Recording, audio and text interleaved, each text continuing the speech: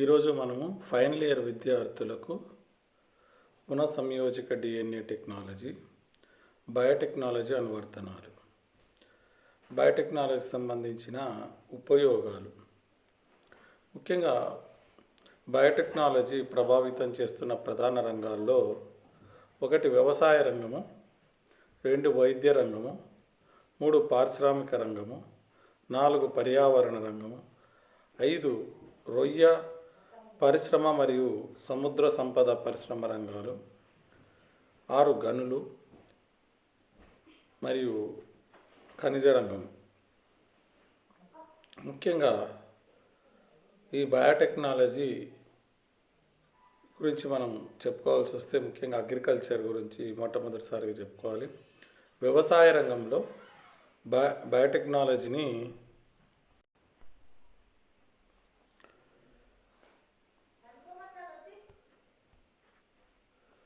ఇప్పుడు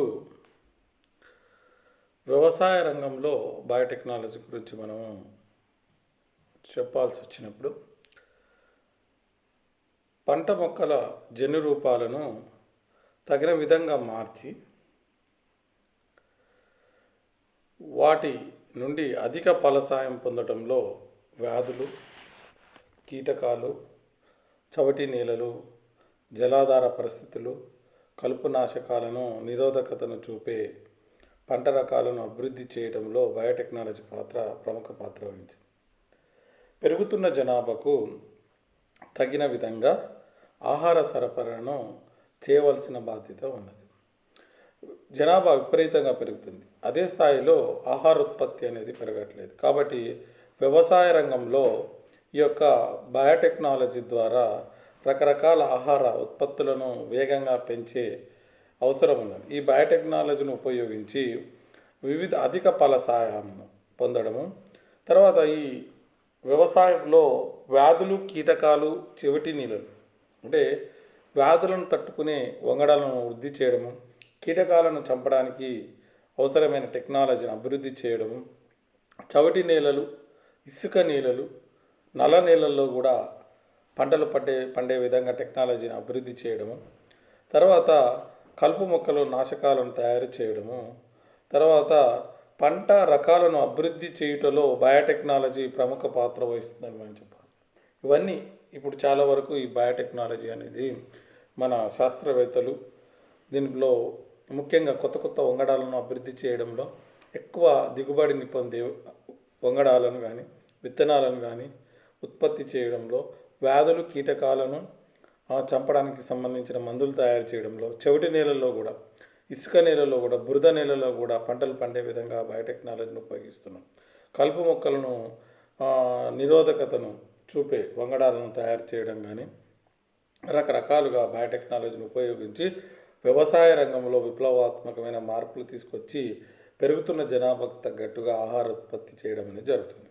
నెక్స్ట్ ఈ అగ్రికల్చర్లోనే నత్రజని స్థాపన చేసే సూక్ష్మజీవుల గురించి ఒకసారి మనం చెప్పుకుంటే, మొక్కల పెరుగుదలకు నత్రజని అత్యంత ఆవశ్యకమైన స్థూల పోషకం. వాతావరణమునందు సుమారు 78% నత్రజని వాయు రూపంలో ఉన్నప్పటికీ ఉన్నత వర్గాలకు చెందిన మొక్కలు గ్రహించలేవు. కేవలం కొన్ని రకాల సూక్ష్మజీవులు మాత్రమే ఈ అణునత్రజని స్థిరీకరించి అమోనియా రూపంలో మారుస్తాయి. వీటిని నత్రజని స్థాపన జీవులు అని అంటారు. ఉదాహరణకు రైజోబియం, అజాక్టోబ్యాక్టర్, అసిటోబ్యాక్టర్, తర్వాత అజిటోకోకస్, తర్వాత ఈ క్లేసియల్లా వంటి బ్యాక్టీరియా, అనాబికా, నాస్టాక్, నీలి ఆకుపచ్చ శైపలాలు ఎగ్జాంపుల్గా చెప్పుకోవచ్చు. అంటే వాతావరణంలో 78% నైట్రోజన్ ఉన్నప్పటికీ, అంటే అత్యధికంగా ఇదే గ్యాస్ ఉంటుంది, ఇదే ఉన్నప్పటికీ మొక్కలకు చాలా అవసరం. మొక్కల అభివృద్ధి కోసం నత్రజని అవసరం, కానీ వాతావరణంలో ఉన్న నైట్రోజన్ని ప్రత్యక్షంగా ఈ మొక్కలు తీసుకోలేవు. కానీ వీటి కొన్ని ఉన్నత స్థాయి మొక్కల వేరు బుడపల్లో, ద్విదళ బీజ మొక్కల వేరు బుడపల్లో ఉండే సూక్ష్మజీవులు, ఉదాహరణకు రైజోబియం, అజాక్టోబ్యాక్టర్ లాంటివి, ఇవి వాతావరణంలో నైట్రోజన్ అమోనియాగా మార్చి మొక్కకు అందించడం జరుగుతుంది. మొక్కకు అందించడం వల్ల మొక్కలు వేపుగా పెరగడానికి అవకాశం ఉంది. దీనిలో నాస్టాక్, నీలి ఆకుపచ్చ శైవలాలు కూడా ఇదే పనిని చేస్తాయి. అంటే మొక్కల పెరుగుదలకు నైట్రోజన్ అవసరం, కానీ వాతావరణంలో నైట్రోజన్ 98% ఉన్నప్పటికీ ప్రత్యక్షంగా తీసుకోలేవు.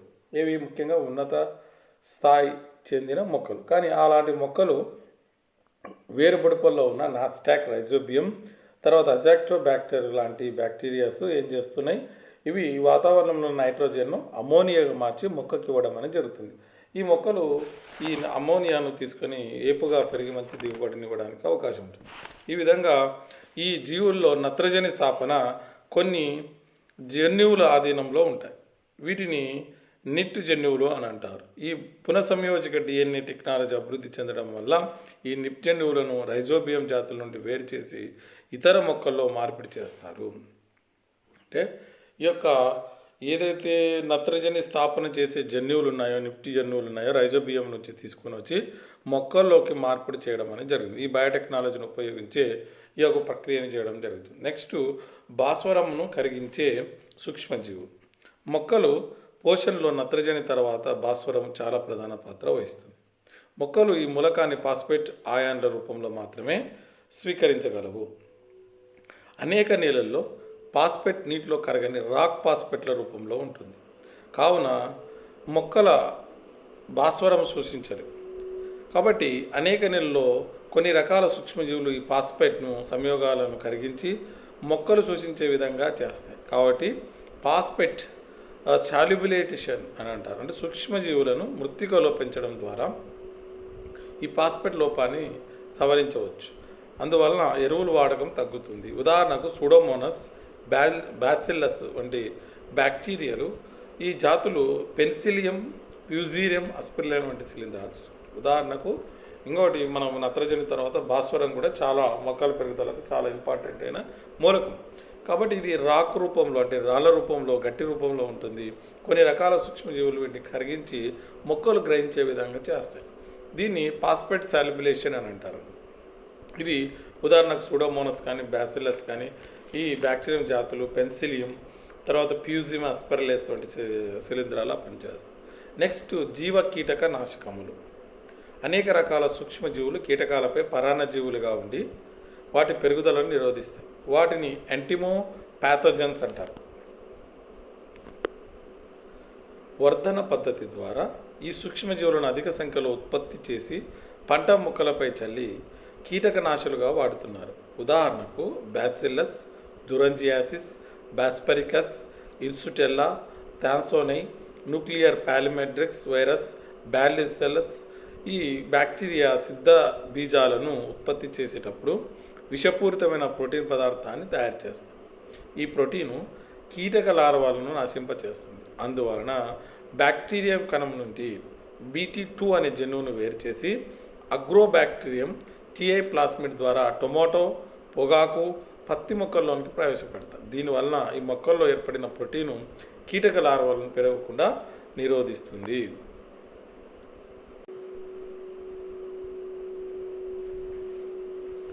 వ్యాధి నిరోధక శక్తి గల మొక్కలను ఉత్పత్తి చేయడం. అంటే ఈ పునఃసంయోజక డిఎన్ఏ టెక్నాలజీని ఉపయోగించి వాంఛనీయ జన్యువులను పంట మొక్కల్లో ప్రవేశపెట్టి వ్యాధులను, కీటకనాశక పదార్థాలను, ప్రతికూల వాతావరణ పరిస్థితులను నిరోధించే శక్తిని పెంపొందించవచ్చు. సాల్మోనెల్లా టైపే, ఎచ్చెరేసియా కోలై బ్యాక్టీరియం కళాల నుండి కలుపునాశక పదార్థాలను నిరోధకతను చూపే జన్యువులను వేరుపరిచి పొగాకు, టొమాటో మొక్కల్లోనికి ప్రవేశపెడతారు. అదేవిధంగా కొన్ని హెర్బిసైడ్స్ పదార్థాల నిరోధకతను చూపే జన్యువులను మెడికాగో సటైవా మరియు అమరాంతస్ హైబ్రిడిస్ మొక్కల నుండి వేరుపరిచి గోధుమ, పొగాకు మొక్కలోనికి ప్రవేశపెడతారు. జన్యు మార్పిడి ద్వారా ప్రతికూల వాతావరణ పరిస్థితుల్లో తట్టుకోగలిగిన పంట మొక్కల రకాలను ఉత్పత్తి చేస్తారు. ఏమంటే డిఎన్ఏ టెక్నాలజీని ఉపయోగించి వాంఛనీయమైన లక్షణాలు, మంచి లక్షణాలు ఏవైతే ఉన్నాయో వ్యాధి నిరోధక శక్తిని పెంపొందించి, అంటే వ్యాధులను తట్టుకోగలిగిన రకరకాల వ్యాధులు వస్తుంటాయి. ఆ వ్యాధులు రాగలకుండా తట్టుకోగలిగే శక్తిని పెంపొందించే జన్యువులను దీనిలో ప్రవేశపెట్టి ఇక ఈ మొక్కలను వృద్ధి చేసి వీటిని పెంచడం ద్వారా జన్యు మార్పిడి ద్వారా ప్రతికూల వాతావరణ పరిస్థితులను తట్టుకోగల పంట మొక్కలను ఉత్పత్తి చేయవచ్చు. నెక్స్ట్, పోషక విలువలు అధికంగా గల పంటలను ఉత్పత్తి చేయడం. ధాన్యాలలోనూ, పప్పు ధాన్య మొక్కల్లోనూ ఆహార పదార్థాలు ప్రధానంగా ప్రోటీన్ల రూపంలో నిల్వ ఉంటాయి. ధాన్యాల్లో లైసిన్ అనే అమైనో ఆమ్లం తక్కువగా ఉంటుంది. అదేవిధంగా లెగ్యూమ్ మొక్కల్లో సల్ఫర్ కలిగి ఉండే అమైనో ఆమ్లాల లోపం ఎక్కువగా ఉంటుంది. సోమాక్లోన్ ద్వారా ఈ అమైనో ఆమ్లాలను అధికంగా ఉత్పత్తి చేయగల మొక్కలను వేరుపరచాలి. అయితే పోషక విలువ అధికంగా గల పంట మొక్కల్లో ఉత్పత్తి అంటే పంట ప్రధానంగా ప్రోటీన్లు రూపంలో నిల్వ ఉంటుంది. ధాన్యాల్లో లైసిన్ అనే అమైనో ఆమ్లం తక్కువగా ఉంటుంది. కాబట్టి ఈ అమైనో ఆమ్లాలను అధికంగా ఉత్పత్తి చేయగల మొక్కలను కూడా వీరు వేరు చేసి ఉత్పత్తి చేయవచ్చు. ఇది agriculture biotechnology also known as a agritech is an area of agriculture science. ఇది అగ్రికల్చర్ దాంట్లో. తర్వాత నెక్స్ట్ మనము బయోటెక్నాలజీ ఇన్ వైద్య రంగంలో మెడికల్ తీసుకుంటే ఈ వైద్య రంగంలో కూడా ఇది చాలా వరకు ఉపయోగపడుతుంది.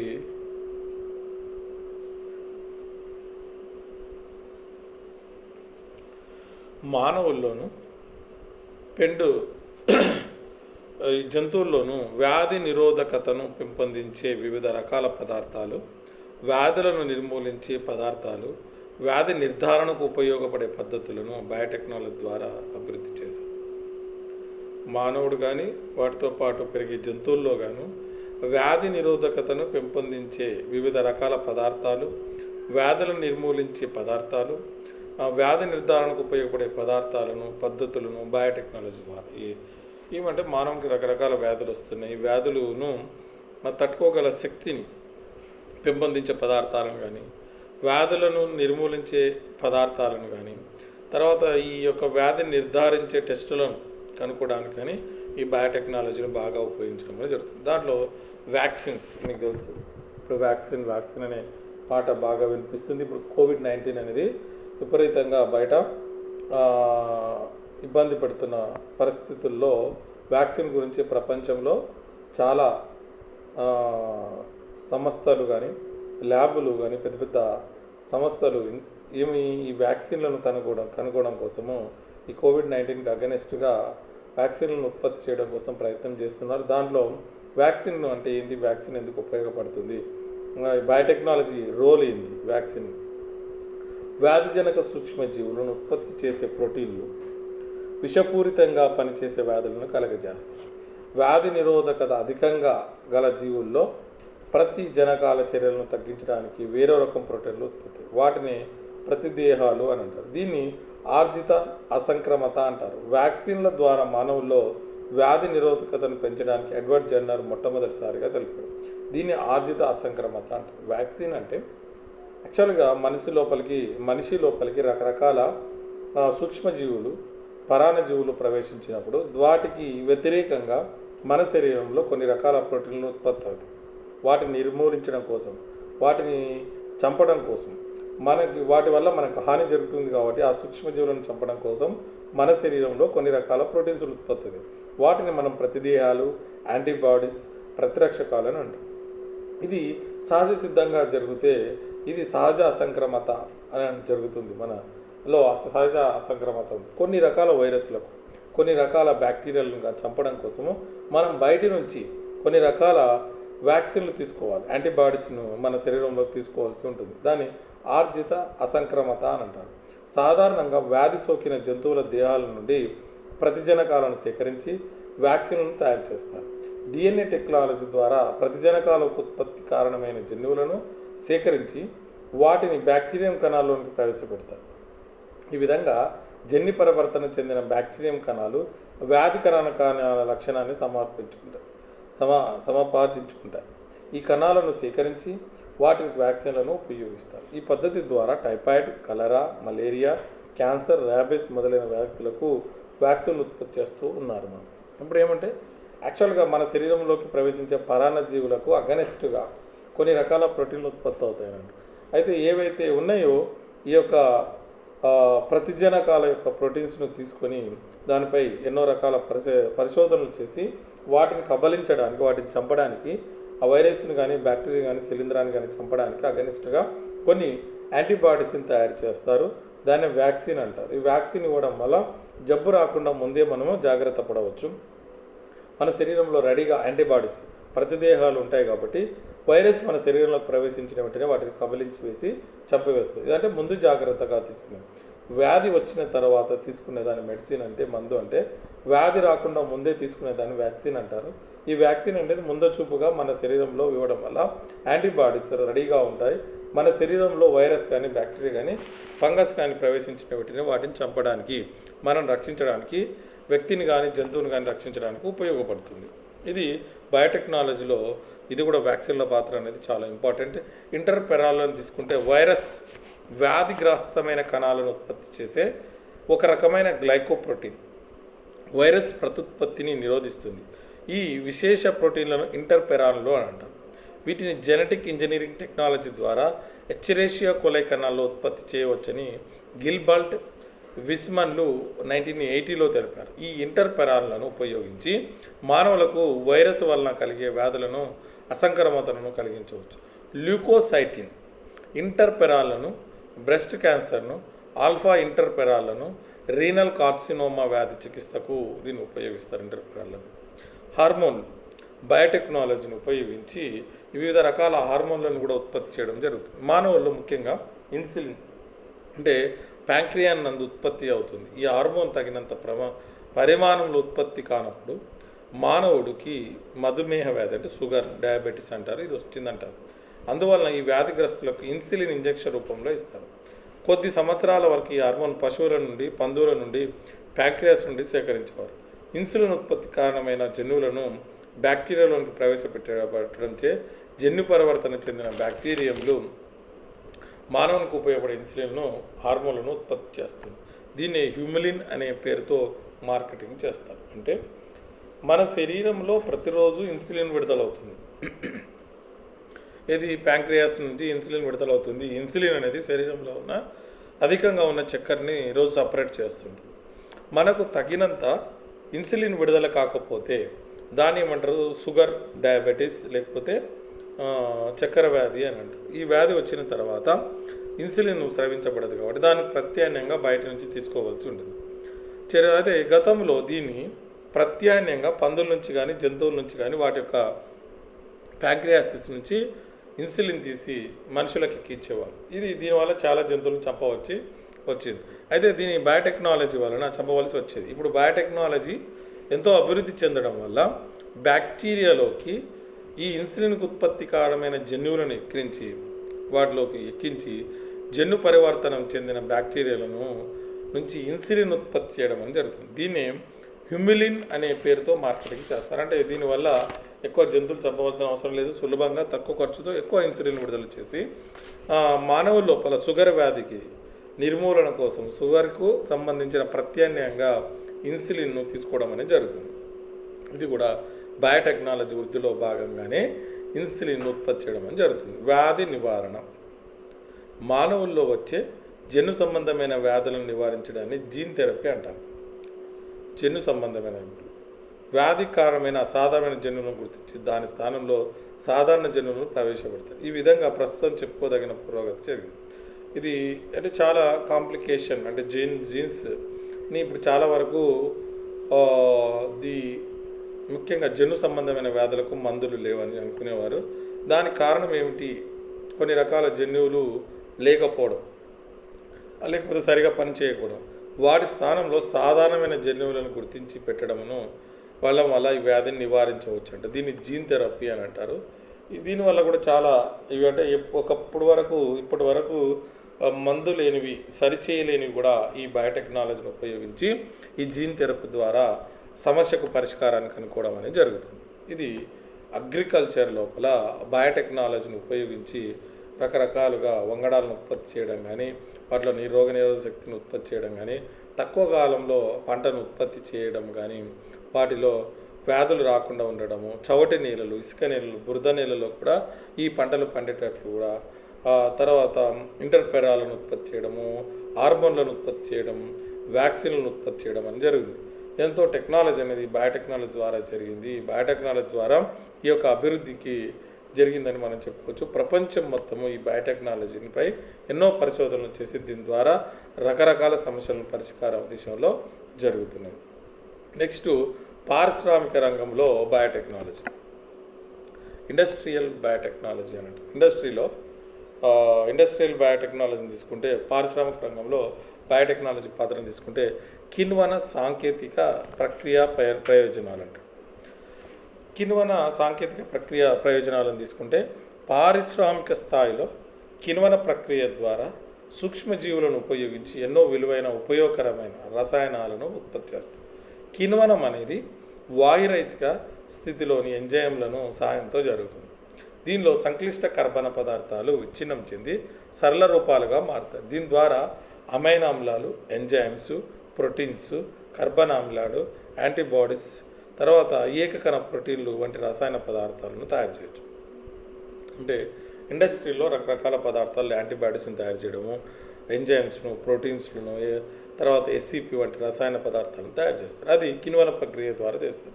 ఈ బయోటెక్నాలజీ ద్వారా వాయురహిత అంటే గాలి లేకుండా, ఆక్సిజన్ లేకుండా దాంట్లో ఎంజైమ్ల సహాయంతో సంక్లిష్ట కర్బన పదార్థాలను, చాలా క్లిష్టమైన కర్బన పదార్థాలను సరళ పదార్థాలుగా చేసి అమైనో ఆమ్లాలు కానీ, ఎంజైమ్లను కానీ, ప్రోటీన్లను కానీ ఉత్పత్తి చేయడం అనేది జరుగుతుంది. ఒకటి. రెండవది యాంటీబాడీస్లను కూడా తయారు చేస్తారు. యాంటీబయాటిక్స్ని కూడా తయారు చేస్తారు. అత్యధిక శాతం యాంటీబయాటిక్స్ ఉత్పత్తికి స్ట్రెప్టోమైసిన్ ప్రజాతి మూలంగా జరుగుతుంది. పెన్సిలిన్, బ్యాసిలస్, నాకార్డియా, కొన్ని యాక్టినోమైసిటిస్ జాతులు, సిఫలోస్పోరియం వంటి సూక్ష్మజీవుల జాతుల నుండి యాంటీబయాటిక్స్ని తయారు చేస్తారు. ఇప్పుడు మనం గతంలో చూసుకుంటే బ్యాక్టీరియా అనే సూక్ష్మజీవి వల్ల ఎన్నో రకాల వ్యాధులు వచ్చాయి. ఈ వ్యాధుల నిర్మూలనలో మందులు లేక కొన్ని లక్షల మంది చనిపోయారు. యాంటీబయాటిక్స్ తయారు చేసుకుంటే ఈ బ్యాక్టీరియాని చంపడానికి తగిన మందులు తయారు చేసిన తర్వాత ఎన్నో రకాల మందులను తగ్గించిన వాళ్ళము అయ్యాము. ఎంతోమంది చనిపోకుండా బ్రతికించే వాళ్ళము. దాంట్లో పెన్సిలినియం వింటారు. ఈ పెన్సిలియం, బ్యాసిలస్, నాకార్డియా, కొన్ని యాక్టినోమైసిస్ జాతులు సెఫలోస్పోరియం వంటి సూక్ష్మజీవుల నుండి యాంటీబయాటిక్స్ని తయారు చేయడం మనకు తెలుసు. ఈ యాంటీబయాటిక్స్ అనేటివి రకరకాల బ్యాక్టీరియాలను చంపడానికి ఉపయోగపడుతుంది. ఇది కూడా బయోటెక్నాలజీలో అంటే జీన్స్ను మార్చడం వల్ల వాంఛనీయ లక్షణాలు అంటే మంచి లక్షణాలు కలిగిన జీన్స్ను ట్రాన్స్ఫర్ చేయడం వల్ల వీటిని కనుక్కోవడం అనేది జరుగుతుంది. ఆల్కహాలిన్ పానీయాలు, ఇవి beer, brandy, whisky, vinegar, wine మొదలైన ఆల్కహాల్ పానీయాలు కిణ్వన ప్రక్రియ ద్వారా ఉత్పత్తి చేస్తారు. మనకు తెలుసు యాక్చువల్గా కిణ్వన ప్రక్రియ అంటే అది పులియబెట్టడం ద్వారా చాలా వరకు బీరు, బ్రాండీ, విస్కీ, వెనిగర్ అనేటివి వైన్ ఇండస్ట్రీలో వీటిని తయారు చేయడం జరుగుతుంది. దీన్ని తయారు చేయడానికి కూడా బయోటెక్నాలజీ పాత్ర ఉంటుంది. అంటే ఈ బార్లీ, కొన్ని రకాల విత్తనాలు, కొన్ని రకాల ద్రాక్ష పండ్లను ఈ బయోటెక్నాలజీని ఉపయోగించి వీటిని తయారు చేయడం అనేది జరుగుతుంది. నెక్స్ట్ పర్యావరణ రంగం, biotechnology and environment. Biotechnology and environment తీసుకుంటే కాలుష్య నివారణకు, వ్యర్థ పదార్థాలను శుద్ధి చేయడానికి బయోటెక్నాలజీ విధానాలు ఉపయోగపడుతున్నాయి. సాంప్రదాయక విధానాలు కన్నా బయోటెక్నాలజీ పద్ధతులు వ్యర్థ పదార్థాలను శుద్ధి చేయడంలో సమర్థవంతంగా గుర్తించబడినాయి. దీన్ని పర్యావరణ ఇంజనీర్లు బయో రెమిడియేషన్ విధానాన్ని అవలంబిస్తున్నారు. వ్యర్థ పదార్థాల మృత్తికలోనికి పోషకాలను ప్రవేశపెడతారు. దీనివల్ల ఆ ప్రదేశం నుండే బ్యాక్టీరియా చైతన్యవంతమై అవుతుంది, లేదా ఈ రకమైన మృత్తికలోనికి నూతనంగా బ్యాక్టీరియాలు ప్రవేశపెడతారు. ఈ బ్యాక్టీరియా వ్యర్థ పదార్థాలపై చర్య జరిపి వాటిని విచ్ఛిన్నం చేస్తాయి. దీనివల్ల వ్యర్థ పదార్థాలు హానికరం కాని సరళమైన అంత్య ఉత్పన్నాలుగా మారుతాయి. పర్యావరణ రంగంలో బయోటెక్నాలజీ అంటే రకరకాల చెత్త కానీ, డంపింగ్ యార్డ్ కానీ, రకరకాల వేస్టేజ్ లోపల కానీ, తర్వాత పరిశ్రమల నుంచి వచ్చిన వేస్ట్ మెటీరియల్లో కానీ కొన్ని రకాల బ్యాక్టీరియాలు వీటిని సంక్లిష్టమైన హానికరమైన పదార్థాలను సరళ పదార్థాలుగా, హానికరం కాని పదార్థాలుగా మార్చుకొని బ్యాక్టీరియాలను దీంట్లో ప్రవేశపెడితే బ్యాక్టీరియాలు వాటిని విచ్ఛిన్నం చేసి సరళ పదార్థాలుగా మార్చి మృత్తికలో కలపడము, తర్వాత హానికరం కాకుండా చేయడం అనేది జరుగుతుంది. ఇది కూడా బయోటెక్నాలజీ ఉపయోగించే ఈ బ్యాక్టీరియాని దీంట్లో ప్రవేశపెట్టడం అనేది జరుగుతుంది. పర్యావరణంలో కూడా బ్యాక్టీరియా పాత్ర అంటే బయోటెక్నాలజీ పాత్ర చాలా ముఖ్యమైనదిగా మనం చెప్పుకోవచ్చు. రొయ్యల పరిశ్రమ మరియు సముద్ర సంపద పరిశ్రమలో బయోటెక్నాలజీ పాత్ర. రొయ్యల పరిశ్రమ, మనము రొయ్యల్ని తీసుకుంటే వీటికి సంబంధించి బయోటెక్నాలజీ ద్వారా క్రింది ప్రయోజన అంశాలను మనము దీనిలో చూడవచ్చు. ముఖ్యంగా ఒమేగా-3 ఫ్యాటీ ఆమ్లాలు ఎక్కువగా గల లాప్సిన్ చిక్పీ మొక్కలను చేపలకు ఆహారంగా ఉపయోగించే విధంగా మార్చారు. దీనివల్ల వన్య రకాల చేపలను ఆహారంగా వినియోగించే సాంప్రదాయక పద్ధతికి స్వస్తి పలకడం జరిగింది. త్వరితంగా ప్రయోజనం చెందగలిగే పెద్ద పరిమాణం గల రొయ్యలను పెంపొందించారు. పెంపుడు జీవుల వ్యర్థాల నుంచి అక్వాకల్చర్కు అవసరమైన విలువైన పదార్థాలు అంటే ఇప్పుడు వ్యర్థ పదార్థాలు, పెంపుడు జీవుల వ్యర్థాలు అంటే మనం చేపలు పట్టినప్పుడు చాలా చేపలు చనిపోవడం, మిగిలిపోవడం, తర్వాత అలాంటి చేపలు కానీ కొన్ని ఆహార పదార్థాలు, వేస్ట్ పదార్థాలను ఉపయోగించి అక్వాకల్చర్కి అవసరమైన విలువైన పదార్థాలు ఈ బయోటెక్నాలజీని ఉపయోగించి తయారు చేయడం అనేది జరుగుతుంది. నెక్స్ట్ గనుల సంబంధమైన బయోటెక్నాలజీ.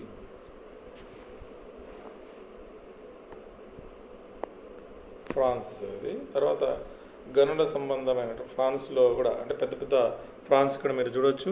ఈ పెద్ద పెద్ద ఫ్రాన్స్ను ఉత్పత్తి చేయడానికి వాటి యొక్క జీన్స్ను మార్చడం వల్ల చిన్న సైజులో ఉన్న ఫ్రాన్స్ కూడా ఈ బయోటెక్నాలజీ ద్వారా వృద్ధి చెందినవి. ఇప్పుడు వాటి యొక్క వెయిట్ 1/2 kg 200 గ్రాములు 300 గ్రాములు అనేది కూడా కేజీన్నర వరకు, కేజీ వరకు 900 గ్రాముల వరకు పెరగగలిగే శక్తి కలిగిన ఫ్రాన్స్ను ఉత్పత్తి చేయడం అనేది జరుగుతుంది. నెక్స్ట్ గనుల సంబంధమైన బయోటెక్నాలజీ. బయోటెక్నాలజీ గనుల్లో ఏ విధంగా ఉపయోగపడుతుందో చూస్తే, గనుల నుంచి లోహాలను వేరు చేయడానికి, వాటిని సమీకరించడానికి చేయు జీవ సంబంధ ప్రక్రియలను లేదా పద్ధతులను బయోమైనింగ్ అంటారు. బయోమైనింగ్ అంటే ఖనిజాలను, లోహాలను వేరుపరచడానికి, వాటిని సమీకరింప చేయడానికి చేయు జీవ సంబంధమైన ప్రక్రియనే బయోమైనింగ్ అంటారు. బొగ్గును శుద్ధి చేసే ప్రక్రియను మెరుగుపరచడం, దాని రసాయనికంగా శక్తి కొరకు ఉపయోగించబడే విధంగా మార్చడానికి ప్రయత్నాలు జరుగుతాయి. దీన్ని కోల్ బయోప్రాసెసింగ్ అంటారు. బొగ్గును భూమి నుంచి తీసేటప్పుడు దాని శుద్ధి చేసే ప్రక్రియను మెరుగుపరచడం కోసం దాన్ని రసాయనికంగా శక్తి కొరకు ఉపయోగించే విధంగా మార్చడానికి ప్రయత్నాలు జరుగుతుంది. దీన్ని కోల్ బయో ప్రాసెసింగ్ అంటారు. దీనిలో చాలా వరకు క్వశ్చన్స్ వస్తుంటాయి, లాంగ్ క్వశ్చన్స్ కూడా వస్తుంది, షార్ట్ క్వశ్చన్ వస్తుంది. Agriculture, biotechnology and agriculture, biotechnology in agriculture. So వ్యవసాయ రంగంలో బయోటెక్నాలజీ పాత్ర అని వస్తుంది. నత్రజని స్థాపన సూక్ష్మజీవులు కానీ షార్ట్ క్వశ్చన్ వస్తుంది. దాంట్లో భాస్వరాన్ని కలిగించే సూక్ష్మజీవులు, పోషక విలువలు కలిగిన పంటలను ఉత్పత్తి చేసేవి. వైద్య రంగంలో బయోటెక్నాలజీ పాత్ర. బయోటెక్నాలజీ అండ్ మెడికల్ ఫీల్డ్, వైద్య రంగంలో బయోటెక్నాలజీ ప్రాముఖ్యత, లాంగ్ క్వశ్చన్ వస్తుంది. తర్వాత దీంట్లోని హార్మోన్స్ కానీ, ఇంటర్పెరాల్స్ కానీ, వ్యాక్సిన్స్ అని కానీ షార్ట్ క్వశ్చన్స్ అడగవచ్చు. తర్వాత పారిశ్రామిక రంగంలో బయోటెక్నాలజీని ఇండస్ట్రీ, బయోటెక్నాలజీ పారిశ్రామిక రంగంలో ఈ విధంగా ఉపయోగపడుతుంది. లేకపోతే పారిశ్రామిక రంగంలో బయోటెక్నాలజీ పాత్ర 15 మార్క్స్కి వస్తుంది. ఇది లాంగ్ క్వశ్చన్లో వచ్చు. షార్ట్ క్వశ్చన్లో కిణ్వన సాంకేతిక ప్రక్రియ ప్రయోజనాలు. పర్యావరణంలో బయోటెక్నాలజీ ఇన్ ఎన్విరాన్మెంట్ అని వస్తుంది. లేకపోతే పర్యావరణంలో బయోటెక్నాలజీ పాత్ర. రొయ్యల పరిశ్రమ, సముద్ర సంపద పరిశ్రమలో బయోటెక్నాలజీ పాత్ర, గనుల సంబంధమైన బయోటెక్నాలజీ పాత్ర అని కూడా అడుగుతాయి. కాబట్టి ముఖ్యంగా దీంట్లో చాలా వరకు ఎక్కువగా agriculture, biotechnology and agriculture, biotechnology in agriculture, వ్యవసాయ రంగంలో బయోటెక్నాలజీ పాత్రని ఎక్కువగా అడుగుతుంటారు. లేదంటే వ్యవసాయ రంగము. నెక్స్ట్ వైద్య రంగంలో బయోటెక్నాలజీ పాత్ర. దీంట్లో ముఖ్యంగా వ్యవసాయ రంగం అడిగినప్పుడు దాంట్లో మనం రాయాల్సింది నత్రజని స్థాపన చేసే సూక్ష్మజీవుల గురించి రాయాలి. అంటే బయట నైట్రోజన్ ఎక్కువగా ఉన్నప్పటికీ బ్యాక్టీరియాలు వాటిని నత్రజనిగా అమోనియాగా మార్చి ఇచ్చినప్పుడు మాత్రమే తీసుకోగలుగుతాయి మొక్కలు. దాని గురించి రాయాలి. భాస్వరంను కలిగించే సూక్ష్మజీవులు. ఇది ఏమంటే భాస్వరం అనేది రాళ్ళ రూపంలో ఉంటుంది. దాన్ని కరిగించి ఫాస్ఫేట్ల రూపంలో వచ్చే కొన్ని బ్యాక్టీరియాలు ఉంటాయి, సూక్ష్మజీవులు ఉంటాయి, వాటి గురించి రాయాలి. జీవ కీటకనాశకాలు. అంటే తెలుసు కదా, మనం పండించే పంటలకు రకరకాల కీటకాలు వస్తాయి. వాటిని చంపే కీటక నాశకాలను వృద్ధి చేయడంలో బయోటెక్నాలజీ పాత్ర రాయాలి. వ్యాధి నిరోధక శక్తి కలిగిన మొక్కలను ఉత్పత్తి చేయడం, అంటే ఊరికి కొన్ని మొక్కలు విపరీతంగా వ్యాధులకు లోనై దిగుబడి రాక నష్టాన్ని కలిగిస్తుంటే వాటిని వ్యాధులను ఎదుర్కొని పంట దిగుబడిని పెంపొందించే విధంగా బయోటెక్నాలజీ రోల్ గురించి రాయాలి. పోషక విలువ అధికంగా గల పంటలు ఉత్పత్తి చేయడం, ఇది కూడా రాయాల్సి ఉంటుంది.